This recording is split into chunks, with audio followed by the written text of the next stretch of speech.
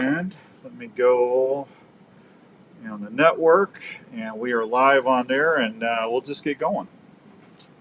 Hey, everybody. Good to see you. Hope you're all doing well today. Ready for another episode of Buk Talk Radio? I think we're ready. All right. Let's just start this candle here.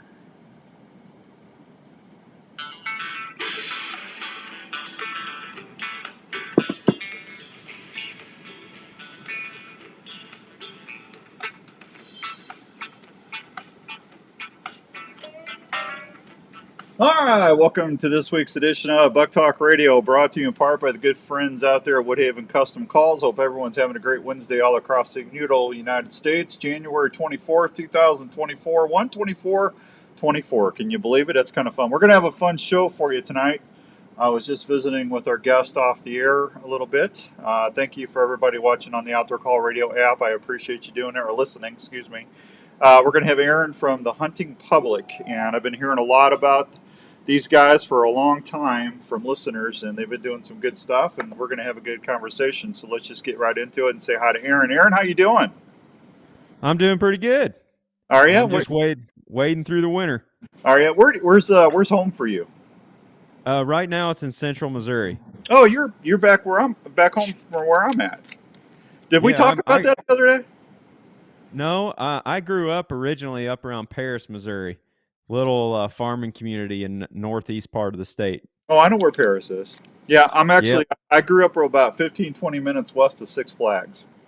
Okay, right on. Out of St. Louis. I grew up in Franklin County, but I moved up to Iowa almost 24 years ago, and it's just been crazy ever since. So, but I miss them rolling hills in Missouri, man. Every time I go home and see my family, it's I go down through Herman and all that, Gasconade County and stuff, and boy, I get homesick a little bit.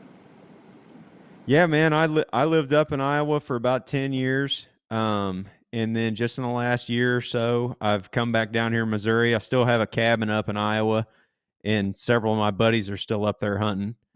So I kind of go back and forth on 63 between the cabin in Iowa and down here in Missouri, but I've got all my family over there around Paris. And then I actually lived close to where you're from for a few years when I was a kid. I lived over in Troy, Missouri, and went to school over there. Sure. Yep. Hey, Chuck. Good to see you. Dave, how you doing? Good to see you. What's up, everybody? Appreciate you watching on Facebook Live. Thanks to Imperial RV and all the fine folks over there. If you need an RV, go see them for helping us do the live stream. You know, you guys, you and I were talking a little bit off air. You guys have been doing this for since 2017. It goes quick, doesn't it? Oh yeah, really quick. This is what you're gonna look like in about 10 years. It's already coming in. It's already, a lot has happened for me in the last 7 or 8 years, including way more gray hairs. Yeah, it gets worse, and I look at it this way. I'm just glad I got hair at this time, Yeah, so, I hear you completely. Patrick, good to see you. Thank you, Naked Buckhead. Thank you very much. Appreciate you chiming in. He's over there on the east side of the state. So, how'd you guys get started? What got you prompted into doing a TV show? Well, I used to work for Bill Winke at Midwest Whitetail in southern Iowa. Worked for him for 7 years, and that was kind of a boot camp for web video, if you will. Yeah, Bill's a nice guy.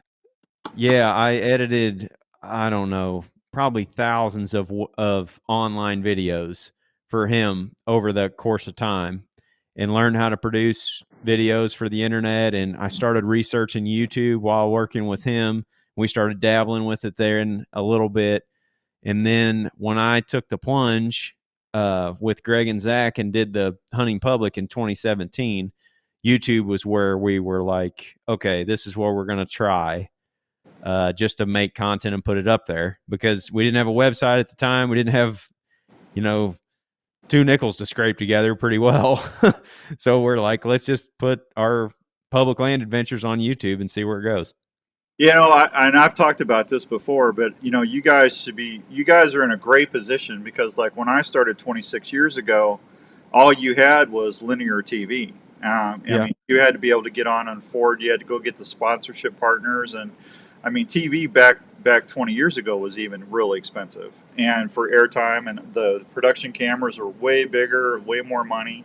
So I'm happy for all of you out there that are doing your stuff now, because it's easier for you to get your message out on a platform, and you can still pay your bills. And Aaron, I don't know how many times I ran into folks that mortgage their house and everything because they think once you get on TV you're going to get rich, and it just doesn't work that way. You know. No, not at all. And Yeah. we used to work on some TV shows in the Midwest Whitetail days, and there was a lot of hurdles there. It's Yeah. way different what we're producing now for the internet. Absolutely. So I'm happy for all of you that are doing that. Patrick, how you doing? Rick Seeker, good to see you. Tony Casey, thank you. Afternoon, good to see you. So I got to ask you, what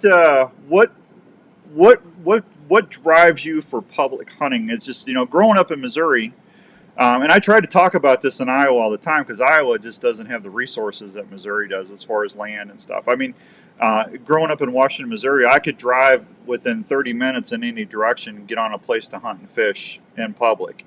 We don't have that here in Iowa.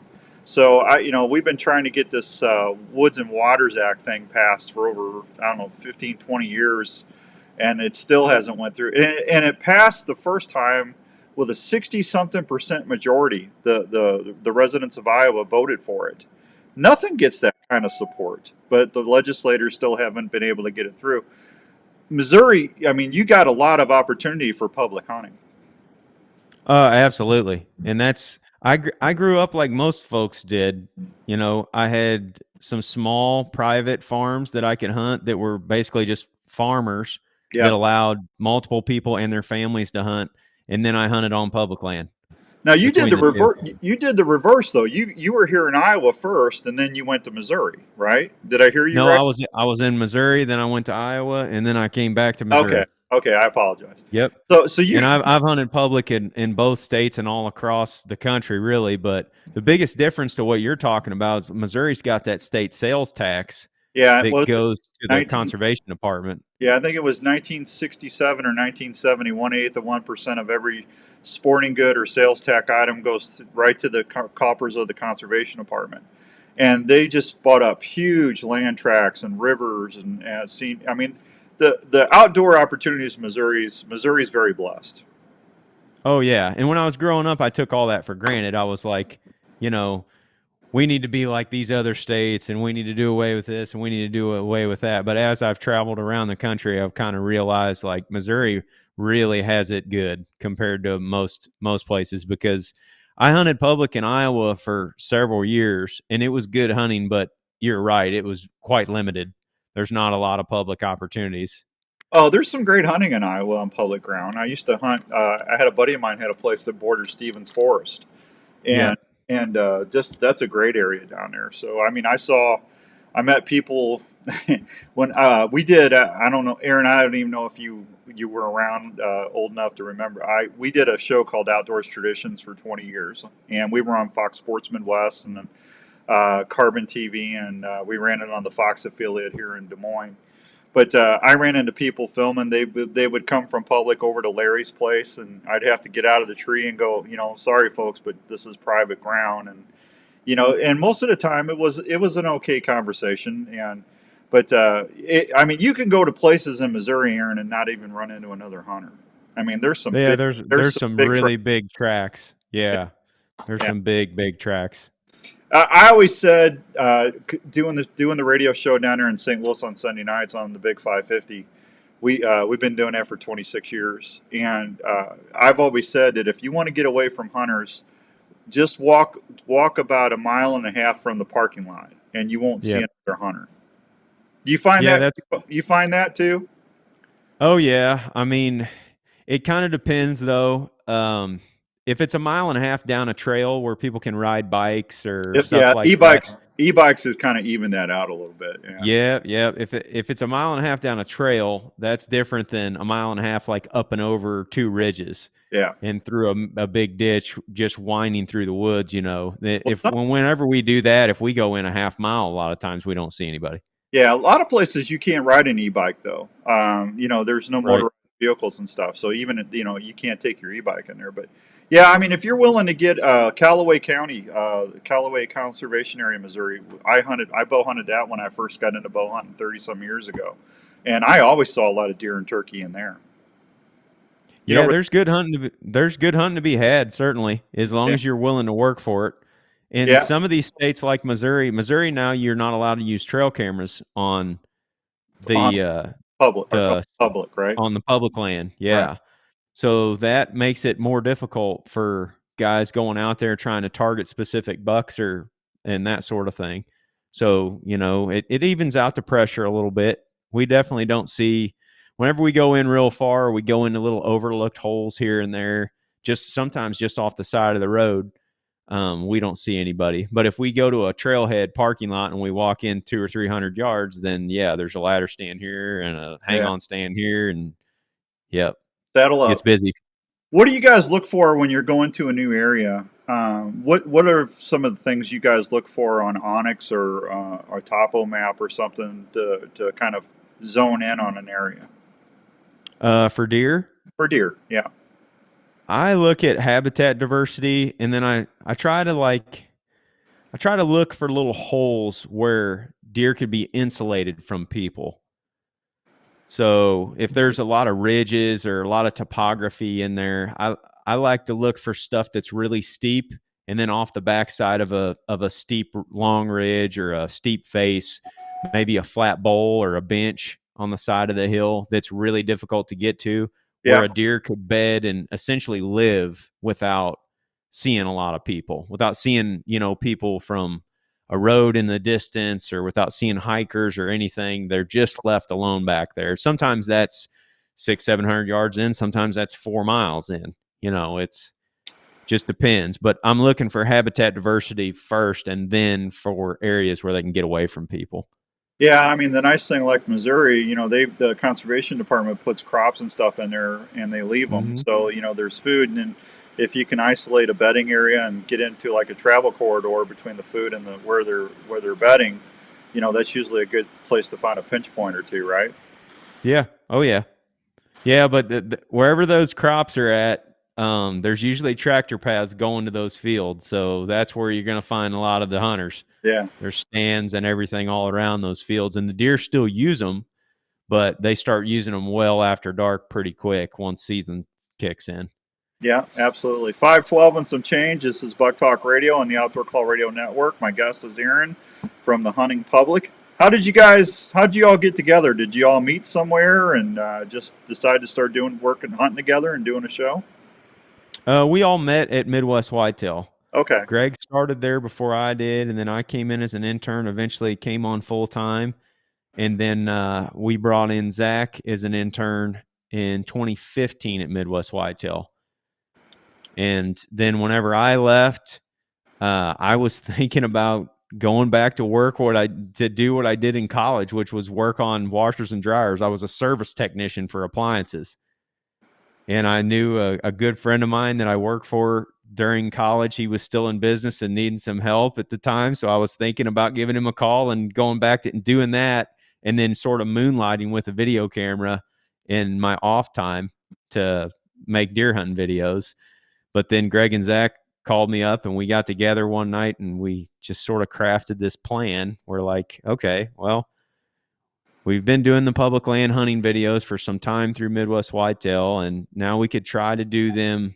We could try to make videos that relates to average guys like us. And we're like, well, what are average people that hunt in America? Well, they're the hunting public, the general public that hunts. Right. So that's where we came up with the name. That's awesome.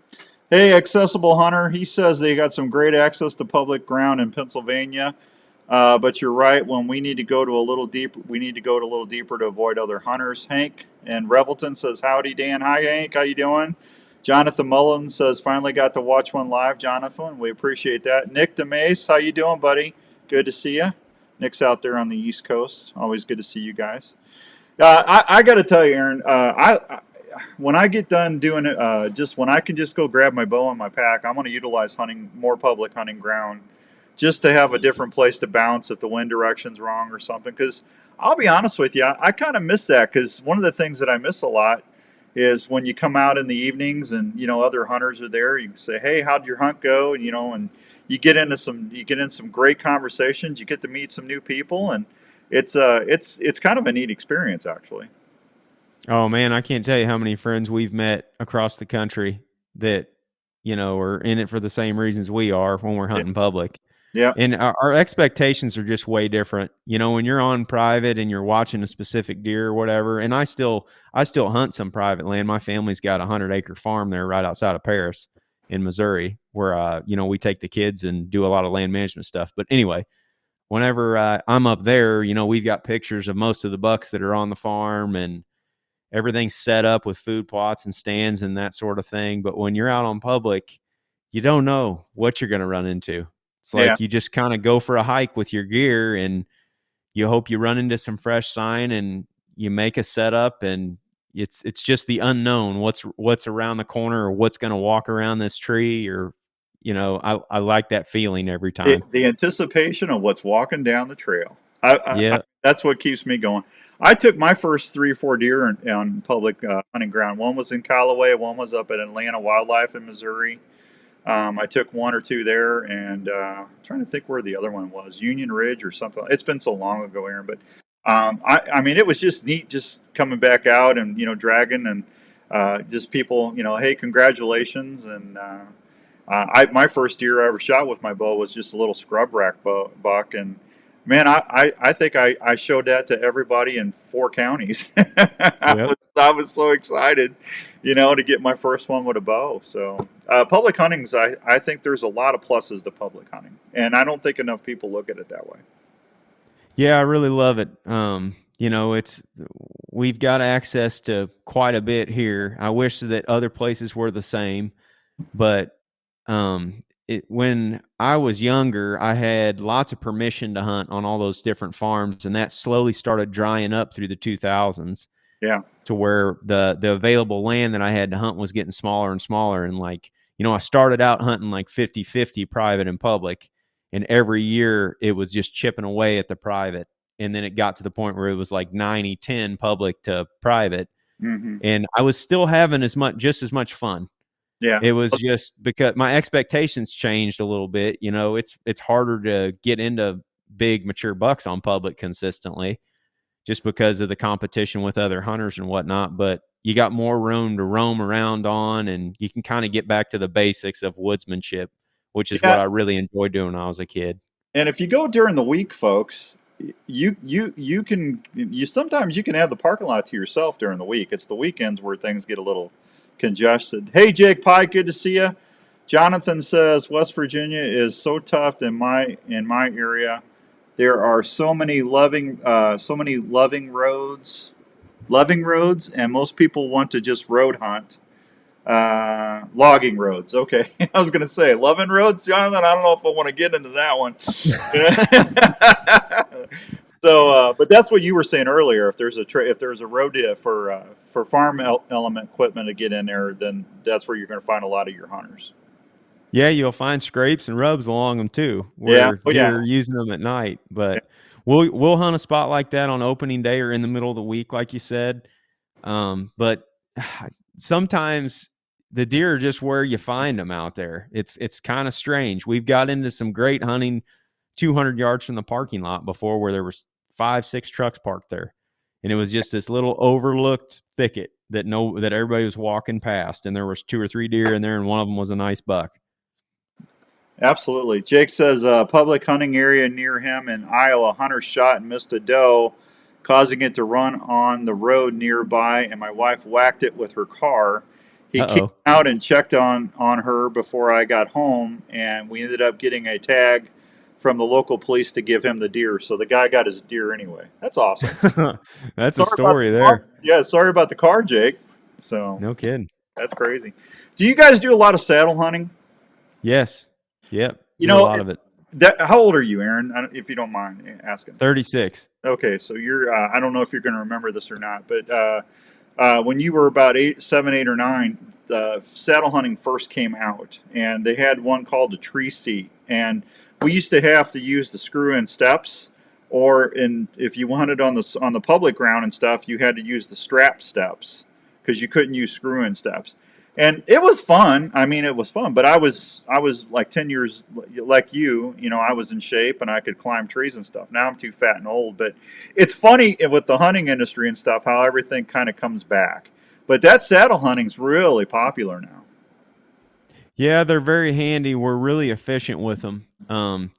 Because even I'm trying to think back, even 14, 15 years ago when we were doing hanging hunts on public land, we Uh-huh. were using big heavy tree stands and big heavy, tree arms and bases for filming off of. I mean, we would each have 30, 40 pounds of gear on our back whenever Yeah. we were going in to hunt. And that was with quote unquote mobile hunting gear at the time. And now you've got a tree saddle with like a 2.5 pound platform on your back. Well, and It's that's the just so difference. much different. That's the difference too. They didn't have the foot platforms back then. You had to use your screw-in steps to stand on. Yep. Yeah, so that makes it a little easier and more stable. And then you got companies like Fourth Arrow Camera Arms who, they came out with a whole bunch of mobile camera adapter arms that you can lightly pack in and out. So it's to me, I can see why it's so popular for folks that are under 50. Unless you're in shape. There's probably some 50-year-olds out there that says I can do that. You know, I I just still like hunting out of a stand sometimes too. I usually wear my saddle whether I'm hunting in a stand or the saddle platform, oh, you just do. because I feel like I can get more usability around the tree. That's a great tip. You can utilize your ladder stand or your hang on and still use your saddle application. Yeah, because with a safety harness, you can't really pull away from the tree. With a Right. saddle, you could face the tree and you could actually lean out around it off of the edge of your stand Who do you guys because it's use for? holding you in. Who do you use for your saddle gear or mobile gear? We've worked with Tethered since they started. Okay. Greg and Ernie from Tethered sold us on it, and they called us in 2017 when we started, and they were like, "You guys got to look into this saddle thing that we're coming up with." Oh, well, And they said the same thing you did. They were like, "It's been around for a while. We've been tinkering with it for a decade or more, and we've built one that we want you guys to try." So they drove down to our place and we got up in the yard in some trees and I put the thing on and I hemmed and hawed around about it for a while, but eventually we really started using them and just found it was way lighter, way easier to pack and way quicker to set up in. yeah. Normally I take a break during the show, Aaron, but I'm just going to say, folks, this segment's been brought to you by the fine folks at Game Hide Onyx Hunt. Go check that. Onyx has got some new stuff out that you're going to want to check out. I know Jared's got some stuff on YouTube you can go check out, but Onyx is doing stuff that'll blow your mind right now. Download the app and check it out, and always know where you're at. And then the fine folks at Game Hide, turkey season's coming up here in a little bit. Don't forget about ticks. We want to make sure we're not getting ticks on us. It's not just Lyme disease anymore. You got alpha-gal syndrome and everything else running around you got to worry about. And you don't want that, trust me. So make sure you're checking out a Limitic and our fine folks at Woodhaven Custom Deer Calls. I've got the Midwest Grunter. Aaron, I'm going to put you on the spot. What's your favorite grunt call, the Ninja Intimidator or the Midwest Grunter? I've got them both and I like my Intimidator. I've had the same one for the last couple years, but they're both really good. I like the Woodsman too. I like that. Yeah, That that little. was very realistic. Yeah, I like that one too. I actually like both of them. So, but the Ninja is a nice one too. Hey Jeff, woo woo tick season. Yeah, we don't want ticks. That's for sure. They're bad. What do you got? You and I were talking a little bit before the show. Turkey season's coming up. I'm excited. That's probably of all the things, Aaron. I've got to go hunt with my bow. Bears, elk, antelope, javelina. I think turkeys are my favorite. I just love that interaction with the birds. Yeah, me too. There's nothing that beats springtime, except for maybe rut and bull elk. Yeah. Like that's the peak of the mountain for me. But turkeys are very, very close second. Well, I've always said elk hunting's turkey hunting on steroids. Yep. And Yep. I've gotten 2 out of 11 hunts with my bow, so I think I'm about average. But man, I tell you what, that you're right. That's exciting. But turkeys, what I love about turkey hunting, you can usually get on turkeys pretty easy. You can find turkeys, and it doesn't cost you a lot of money to go turkey hunt. Which we're all on a budget somewhat, and it's a great animal to get out there and fling some arrows at. Yep. Yeah, man, I love the interaction with turkeys. I've been fascinated with turkey calling for a long, long time. That's how I started out in the industry many, many years ago when I Well, was a kid. see, I always tell everybody, Aaron, I'm living proof anybody can shoot a turkey because I've shot 95 of them with my bow now, but I sound like a wounded seal when I call. Especially if I'm using a mouth call. Now, if I'm using a Rupert's Roost and Peace friction call or pot call or a box call, I'm okay. But yeah, if I have to put a mouth call in, but you know this as well as I do. If you're a turkey hunter, some of the worst turkey calls that you ever hear is real hens. Yep. It's is that a hunter? Now, if you get the rhythm and cadence right, nothing else really matters if they're in the right mood. If they think that you're a turkey, then they're coming. Yeah, If they're in the right mood, and if they're in the wrong mood, you could sound like the prettiest hen in the woods, and they don't want no part of you. yeah. So it's time for the Woodhaven Custom Calls. You make the call segment, brought to you by our friends at Woodhaven Custom Grunt Calls. Aaron, so when you're hunting public and you start seeing deer kind of shifting around, say like they're using another trail or they're heading to a different food source, this is probably going to be a little easier for you to answer since you're mobile. But what's your plan? What's your go-to plan when you start seeing deer changing their pattern? I usually get on and move over there as soon as possible. Sometimes if it's during the rut and you're in the middle of a hunt and we see deer cutting across, option one is to call, but we don't get too aggressive. Like if we call and we get their attention and I'm confident that they know what that sound was and they're still not interested, Mm-hmm. then as soon as they get out of sight, we're pulling down and moving over there. Yeah. Now, do you? How was Missouri for you this year? Did you was the deer herd? Did you see a lot of deer? It was kind of slow in Iowa for us. We had that hemorrhagic outbreak in southeast Iowa. We had some in south central Iowa, but I just didn't see the buck numbers that I thought of. I didn't even draw my bow back this year, to be honest with you. I got a nice one in Kansas, but what was Missouri like for you? It was good.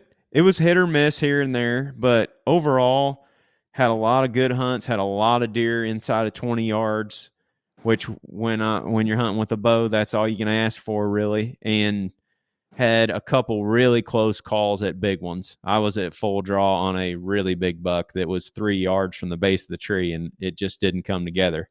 Okay. So if someone's they say they want to get into saddle or mobile hunting this year, they want to be able to get around easier and not have to carry stands around. What's your advice for them? I know we got the Iowa Deer Classic coming up here in a few weeks. Are you going to be up here for that? I won't be, but Tethered usually has a booth up there. And Okay. that's what I would recommend first and foremost. If you're thinking about saddle hunting, go to a show or go on Tethered's website, or it doesn't matter if it's Tethered. I mean, just find a saddle brand and go to one of their teaching trains or one of the shows. The shows are a great place because they'll have saddle gear set up in their booth where you can actually try it, and they'll have guys there that are experts that can show you how to use them and the pros and cons to each piece of gear and all that. That's the first step when getting into it, because it can be pretty daunting, especially if you've hunted out of a stationary stand with a harness for years and years, and all of a sudden you're going to buy this thing without having any prior knowledge. It takes you a little bit of time to get comfortable with it. Oh, I can imagine. Jeff says he's moving up to New York. He's going to be said.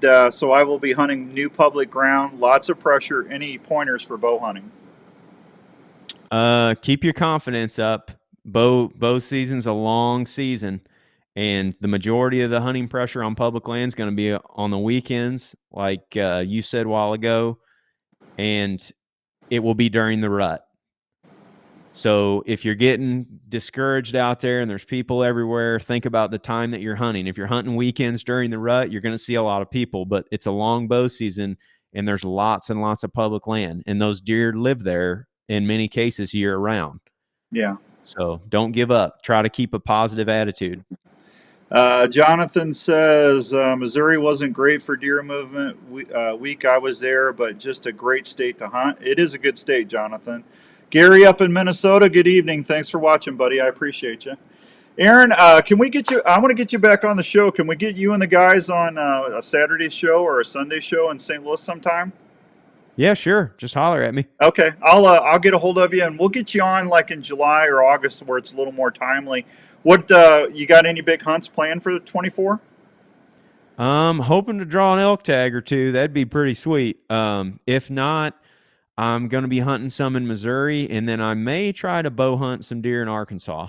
Oh, that'd be And cool. I Philip, always go down south to hunt somewhere, so I'm yeah. not really sure yet. Well, my buddy Philip Philip Vanderpool lives in Arkansas, and he smoked a big one last year down there. But there's some good hunting in Arkansas. Yes, sir. Yes, indeed. That's awesome. Tell everybody where they can see the hunting public. Most of our content's on YouTube. You can also find it on Amazon Prime, some of our older seasons. And then we're on all the social media outlets like Instagram, Facebook, TikTok. Then we've got a website at thehuntingpublic.com. All right, that's awesome. Well, I knew this half hour would go pretty quick. I really enjoyed it. Thank you for spending some time with me talking deer hunting today. Yeah, no problem, Dan. Enjoyed it. Yeah, we'll get you back on and tell the guys I said hi. Congratulations on the success. I think that's awesome. We need more outdoor communicators out there, Aaron. I want to see everybody succeed. Thank you. I really appreciate that. No, it's my pleasure, buddy. Hey, you hang on. I'm going to say goodbye to everybody real quick. Hey, everybody listening on the Outdoor Call Radio app. I'm not going to do an after show little deal tonight, so thank you for listening. We're going to go back to regular scheduled programming here pretty quick. And listen in. We still got a couple of contests going on the network right now. We got the secret listener contest. Just take a screenshot of what you're listening to on the app on your phone and email it to me at outdoorsdan@mac.com. You got till Friday night at midnight, and I'll draw a winner on Saturday morning on the Iowa show on 1350 ESPN. And then the Wave Whacker deal was I got a couple entries on that, and I need 2 more people to buy socks from Norlander Sock Company to get those custom waders for my Tasca. So I just need 2 more orders. If you go to Norlander Sock Company, they're in St. Peter's. You ever had alpaca socks, Aaron? I haven't, but I've heard great things. I'm just telling you right now. You ever had merino wool? Yep. It blows merino wool away. And they're have to look into it. Yeah, they're in St. Peter's, Missouri. You need to go check them out at the store. And tell them you're on the show, and tell Stephanie to take care of you. But I'm just telling you, my feet never get cold with those. But 2 more people, and we'll draw a set of custom waders for my Tasca this week if I get those. So I'm going to say goodbye to our network audience. I'm going to turn it back to regular scheduled programming, and I'm going to do that. Where am I at here? I need this little tool here. And hey, before I go, thanks for everybody wishing Andrew well. Aaron, my producer, was at the school that had that school shooting in Perry, Iowa. He's a teacher. Oh, wow. And thanks for everybody that sent emails in asking and checking on Andrew. He's doing fine. Family's good, and the kids went back to school this week. So thank you, everybody. All right, goodbye to the Outdoor Call Radio audience. We'll see you soon. I just said there goodbye, and I am going to get out of here. And hang on, Aaron. I am thanking everybody for listening to Buk Talk Radio tonight. Brought to you by the fine folks at Woodhaven Custom Calls, Game Hide, Onyx Hunt. Go check them out. They got great stuff going on. Flex Fletch Products, Sportsman's Warehouse, Pure Whitetail, Diamond D Outdoors, Winscent, and Fourth Arrow Camera Arms. We'll see you next time on the Buk Talk Radio Show.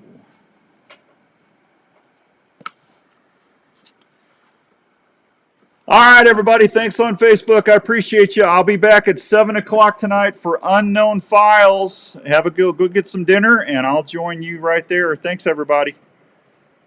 All right.